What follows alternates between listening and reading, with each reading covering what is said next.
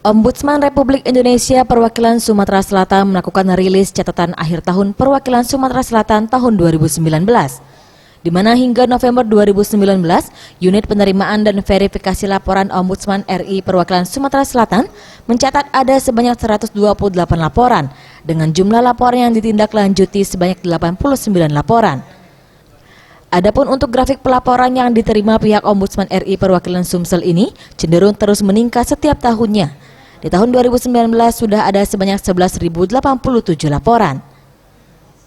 Menurut Kepala Perwakilan Ombudsman RI Sumatera Selatan M. Adrian, dari 128 laporan tersebut didominasi oleh laporan yang berkaitan dengan pelayanan publik sebanyak 27%, instansi BUMN, BUMD sebanyak 15%, lalu sekolah negeri sebanyak 10%.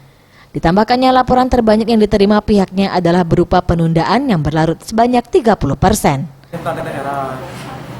Kedua diikuti oleh bidang pendidikan, sekolah-sekolah negeri. Lalu kemudian diikuti oleh BPN, pertanahan, dan kemudian kepolisian. Laporan yang paling banyak itu biasanya masalah penundaan berlarut. Jadi seluruh laporan itu paling banyak penundaan berlarut. Lalu kemudian bertindak tidak kompeten, ada juga berupa laporan permintaan uang, pungli, dan lain-lain sebagainya. Seperti itu.